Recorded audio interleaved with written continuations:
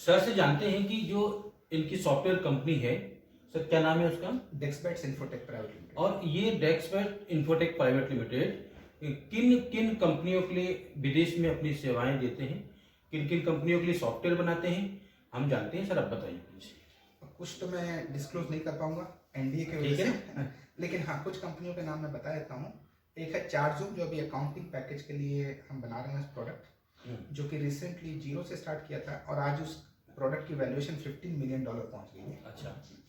इसी तरह से एक हमने प्रोडक्ट बनाया था केवाईसी के लिए, जो कि मर्सिडीज, BMW, टोयोटा, इटली की एक बहुत बड़ी मोबाइल कंपनी है टिंग। वो जैसे कि आप आज पहले अपने यहाँ पे सिम लेते थे तो आपको वहाँ पे उस पर्टिकुलर स्टोर पे जाना है एक्टिवेट करने के लिए। उस कंपनी का ये कॉन्सेप्ट था कि एयरपोर्ट पे अगर हमारी कंट्री में कोई आ रहा है, एयरपोर्ट से हमारी सिम ले और रात को अगर 4 बजे भी हो तो भी एक्टिवेट हो जाएगी। अच्छा। वो कैसे हो सकता है? ठीक बात। तो उस चीज़ के लिए हमने सॉफ्टवेयर बनाया था कि आपने 4 बजे भी सिम ली तो उसके लिए मशीन है, उस मशीन में से आप पेमेंट करो, सिम आ जाएगा, आप सेल्फी लो और आपका वेरिफिकेशन आपको हो जाएगा और सिम एक्टिवेट हो जाएगी। सर ये बताइए कि जो हमारे युवा हैं उन्होंने आईटी क्षेत्र में पढ़ाई तो कर ली, लेकिन उनको लगता है कि बहुत कठिन है और वो वापस बैक हो जाते हैं। आपके कुछ सुझाव हो कि वो वापस उसको कंटिन्यू करें, क्योंकि इतनी पढ़ाई करने के बाद व्यक्ति वापस आके अपने गांव में दूसरा बिजनेस करने लग जाता है और हर व्यक्ति सफल नहीं होता है। इसमें धुन चाहिए, इसमें डेडिकेशन चाहिए, इसमें बहुत ही संलग्नता चाहिए। तो कैसे, क्योंकि सिनारियो आईटी का ही है, सिनारियो आगे जाके इंफॉर्मेशन टेक्नोलॉजी का ही है, तो सर कुछ बताइए इसके बारे में।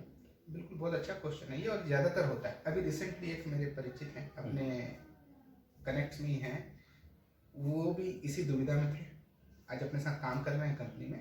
उस दुविधा में थे कि उन्होंने इंजीनियरिंग की पढ़ाई कर ली और उनका पारिवारिक स्थिति ऐसी हुई कि बोले कि मैं अपने छोटे भाई को पढ़ने के लिए दे देता हूँ और मैं दुकान पर बैठ जाता हूँ। तो मैंने उनसे सिर्फ ये पूछा कि भैया आपने इंजीनियरिंग करी और आप इंजीनियरिंग करने के बाद दुकान पर बैठना चाह रहे हो और अपने भाई को पढ़ना चाह रहे हो, तो आप अगर इंजीनियरिंग करके दुकान पे बैठे हो तो अपने भाई को और पढ़ा के आप कहाँ करवाना चाहते हो? ठीक बात। वो भी दुकान पे बैठे, बोल नहीं वो उससे जॉब करवाऊंगा। तो मैंने कि पहले आप तो कर लो, रास्ता कैसे दिखाएंगे अपन छोटे भाइयों को अपने। तो उनको समझ में आई बात और आज वो सक्सेसफुली काम कर रहे हैं। अभी रिसेंटली मैंने फ्राइडे को जब दिवाली सेलिब्रेशन हुआ ऑफिस में, तो मैंने पूछा कि कैसा, क्या सब ठीक है, कैसा लग रहा है? बोले हाँ आप सही डिसीजन लिया मैंने, आपके हेल्प से करो। देखिए कोरोना के बाद में सब लोग डिजिटल पेमेंट पर आ गए हैं, डिजिटल प्लेटफॉर्म यूज कर रहे हैं, कोई कैश अपने जेब में नहीं रखता है, सभी लोग मोबाइल से सीधे स्कैन करते हैं और पैसा चला जाता है। आने वाले समय में 100% डिजिटल ई पेमेंट हो जाएगा। तो सर आपने ये जो अमेज़न कंपनी है, फ्लिपकार्ट कंपनी है, इन सब चीज़ों में भी इस प्रकार की जो सेवाएं बहुत आईटी से संबंधित जो है, इनमें भी बच्चों के लिए काफ़ी स्कोप है। बिल्कुल है, बिल्कुल है। इस टाइप के हम कस्टमाइज सॉल्यूशन भी बनाते हैं। मतलब ये जैसे कि अमेजन पे क्या प्रॉब्लम है, आप अमेजन पे चीज़ें तो बेचते हैं लेकिन जो एज अ सेलर बहुत सारा कमीशन देना पड़ता है। अच्छा। तो और वो डिपेंडेंट होते हैं पूरे के पूरे अमेजन पे। अगर आज बिजनेस आपने अमेजन पे खोल भी लिया है और आपने अपनी मार्केटिंग वहाँ पे कर ली और आप चाहते हैं कि नहीं यार मेरा 5 लाख का मैं टर्नओवर कर रहा हूँ, उसमें से 1 लाख तो मेरा उसमें चला जा रहा है। अच्छा। मैं चाहता हूँ कि वो 1 लाख बचा लूँ, तो आज क्या करूँ? आप अपनी खुद की वेबसाइट बनाना चाहते हैं, कुछ करना चाहते हैं उस तरीके से, लेकिन वो आज सोचता है कि मैं उतनी सारी मैंने चीज़ें वहाँ पे रिव्यूज़ और इतना साल 5 साल मैंने अमेजन पे काम किया है, तो उसका कुछ भी यूज़ आप नहीं कर सकते। अच्छा। तो ऐसे में बहुत सारे कॉन्सेप्ट ऐसे होते हैं कि हम खुद की वेबसाइट बनाएं अपनी और धीरे धीरे उसको प्रमोट करें। अच्छा। जिससे कि जो आपके कस्टमर हैं, जैसे आज आपने एक एग्जाम्पल के लिए सिंपल सा है कि आज आप एक बिजनेस चलाते हैं और 5 साल आपने काम किया और जितने भी कस्टमर हैं उनका डेटा आपके पास नहीं है, सरप्राइजिंगली। बिल्कुल। वो पूरा का पूरा अमेजन के पास है। आज आप एक नया प्रोडक्ट लॉन्च करते हैं तो उसका मार्केटिंग कैसे करेंगे? अगर आपका खुद की ऐप होती है, खुद की वेबसाइट होती है, तो आप इजीली वो प्रोडक्ट को 5,000 लोगों को या जितने 5 साल में आपने जितने कस्टमर बनाए उनको 1 सेकंड में आप उनको वो सारा नया मटेरियल सर्कुलेट कर सकते हैं, लेकिन अमेजन के थ्रू वो नहीं कर सकते। बिल्कुल, क्योंकि डाटाबेस हमें उन कंपनियों, बड़ी कंपनियों से हमें नहीं मिलता है और हमारा बिजनेस हमेशा डाटाबेस पर ही चलता है, कस्टमर रिलेशन पर ही चलता है। तो डॉक्टर साहब का सही कहना है कि हमेशा अगर खुद की वेबसाइट होगी हमारी तो हमें इजी रहेगा हमारे स्वयं के व्यवसाय को करने में। सर और कुछ इस क्षेत्र में आप प्रकाश डालिए थोड़ा।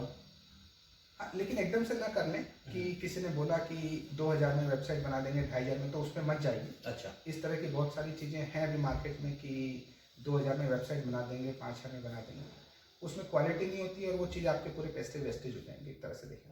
पहले आप थोड़ा सा नॉलेज लीजिए उसका प्रॉपरली, क्योंकि एक वेबसाइट बनाने के बाद भी बहुत सारी प्रोसेस होती हैं उसमें जो कि ज़रूरी होती हैं और ज़्यादातर लोगों को नहीं पता होती है, और वो फिर उस वेबसाइट या बिजनेस को ये फिर ब्लेम करते हैं कि नहीं ये सॉफ्टवेयर इंडस्ट्री कोई काम की नहीं, हमारा तो पुराना ही ठीक है। और वो आपके पुराने क्वेश्चन से भी लिंक होता है कि आते हैं सॉफ्टवेयर इंडस्ट्री में और फिर चले जाते हैं, तो वो रीज़न वो है क्योंकि जो आपने बाहर से देखा है वो एक अलग दुनिया है, जब आप अंदर जाते हैं तो एक अलग दुनिया है सॉफ्टवेयर की। क्योंकि पूरा का पूरा ये 4 इंच का जो आपका दिमाग कहते हैं या फोरहेड कहें इसको, इसी का पूरा खेल है आईटी में। और आदमी इस 4 इंच के फोरहेड में जो स्ट्रेस होता है उसको ये नहीं कर पाता है, सहन नहीं कर पाता है। और इस चीज़ को सहन करने के लिए सबसे ज़्यादा जरूरी है कि आप उसको प्रैक्टिकल नॉलेज लें। तो प्रैक्टिकल नॉलेज अगर सॉफ्टवेयर डेवलपर बनना है तो भी, प्रैक्टिकल नॉलेज अगर आपको खुद की वेबसाइट बनवानी है तो भी। बगैर प्रैक्टिकल नॉलेज के आप सॉफ्टवेयर इंडस्ट्री में बहुत मुश्किल आएंगी आपको सक्सेस होने में। वो कहते हैं कि हम काम तो भारतीय पैसों में करते हैं लेकिन हमें मिलता है डॉलर में, डॉलर पैसा डबल बढ़ के आता है। यही रुझान, यही आकर्षण युवाओं को आकर्षित करता है कि नहीं हम विदेश में काम करेंगे, हम लोग विदेश जाएंगे नौकरी के लिए। तो क्या कितना सही है कि विदेश में ठीक रहेगा या इंडिया में ठीक रहेगा काम करना? काम सब जगह एक ही है, इंडिया में और विदेश में। और जबकि ज़्यादातर जो विदेशी कंपनियां हैं वो इंडियन कंपनी से ही काम करवाती हैं। अच्छा। वहाँ पे इंडिया में भी जो बहुत सारी बड़ी कंपनियां एमएनसी हैं वहाँ पे इंडियन ही काम कर रहे हैं। इन्फोसिस है, टीसीएस है और दूसरी बहुत सारी कंपनियां जो वहाँ पे ऑन साइट भेजती हैं। आप यहाँ पे रह के भी आसानी से वही डॉलर में कमा सकते हैं। हमारी कंपनी का जो रेवेन्यू होता है वो पूरा डॉलर में होता है, क्योंकि इंटरनेशनल बिजनेस जितने भी होते हैं डॉलर्स में होते हैं। अच्छा, और इजीली पैसा वहाँ से वो फ्लोट कर देते हैं। बिल्कुल। अच्छा, प्रोसेस कर देते हैं। तो सर आज हमारा जो छोटा सा पॉडकास्टिंग रहा सिर्फ दिनेश पांचाल जी से, हम लोग जुड़ते रहेंगे और भविष्य में इनका एक छोटा सेमिनार इंदौर में होगा। हम लोग सूचित करेंगे समय समय पर आपको और इनके बारे में जानकारी लेते रहेंगे। हम आगे भी इनसे जुड़ते रहेंगे। अगर ये एपिसोड आपको पसंद आया तो इसको लाइक कीजिए, सब्सक्राइब कीजिए और शेयर कीजिए अपनी कम्युनिटी में, अपने लोगों में, ताकि इसकी रीच और आने वाले एपिसोड के लिए हमें एक मोटिवेशन मिल सके। आपको धन्यवाद सर, नमस्कार, धन्यवाद। इनकी जर्नी इंफॉर्मेशन टेक्नोलॉजी में कैसी रही, शॉर्ट में बताइए सर थोड़ा सा। क्या, कहाँ से आए, क्या किया आपने, कैसे आज यहाँ इंदौर में अपना नाम कमाया, किन किन कंपनियों को ये लोग अपनी सेवाएं दे रहे हैं, थोड़ा सा बताइए।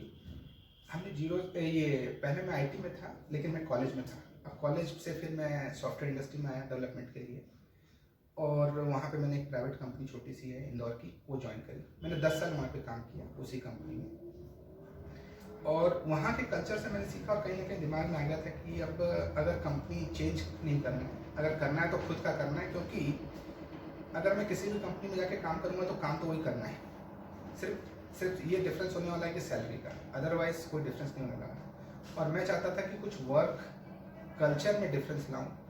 ऐसा ना हो कि जो सभी आईटी में हैं, लाइफ बैलेंस की बहुत बड़ी प्रॉब्लम है आईटी इंडस्ट्री में। अच्छा। क्या होता है कि आदमी बिल्कुल मेंटल स्ट्रेस बहुत होता है आईटी में, तो वो जो है इतना ज़्यादा स्ट्रेस है कि कई बार आप देखिए कि बड़ी बड़ी कंपनियां जो हैं उसके एम्प्लॉय भी छोड़ देते हैं। तो रीज़न वो नहीं है कि वो उनको पैसे नहीं मिल रहे हैं वहाँ पे या काम नहीं है, इतना ज़्यादा स्ट्रेस है कि वो मेंटेन नहीं कर पाते हैं फैमिली को और प्रोफेशनल लाइफ। और उसी चेंज को लाने के लिए मैं चाह रहा था कि मैं ऐसा कुछ का खुद करूँगा जिससे कि मैं अपनी टीम को वर्क लाइफ बैलेंस दे पाऊँ। अच्छा। और उसी उद्देश्य से मैंने कंपनी स्टार्ट करी और काफ़ी हद तक हम सफल हैं उस। लेकिन आपके यहाँ 5 डे वर्किंग है? 5 डे वर्किंग है और फ्लेक्सिबल वर्किंग है। अच्छा। आप सुबह 9:30 बजे से लेकर 11:30 बजे तक ऑफिस आ सकते हैं। 8 घंटे वर्किंग करना है, उसमें फिर हम इवनिंग में ब्रेकफास्ट देते हैं, लंच टाइम जाता है, सैटरडे संडे ऑफ है आपका।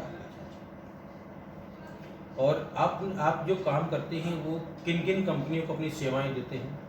हमारी कंपनी का मेन तो है कि कस्टमाइज सॉल्यूशन बनाना, स्पेशलाइज्ड कस्टमाइज, कि जो भी बिजनेस चल रहे हैं पुराने या कोई नया बिजनेस का आइडिया लेके आ रहा है उसके लिए रेडीमेड सॉफ्टवेयर्स नहीं होते हैं। तो वो रेडीमेड सॉफ्टवेयर नहीं होते तो उनका कस्टमाइज सॉल्यूशन बनाना, जिससे कि वो पूरा का पूरा बिजनेस मशीन लैपटॉप के द्वारा इंफॉर्मेशन टेक्नोलॉजी के थ्रू उसको चला सके।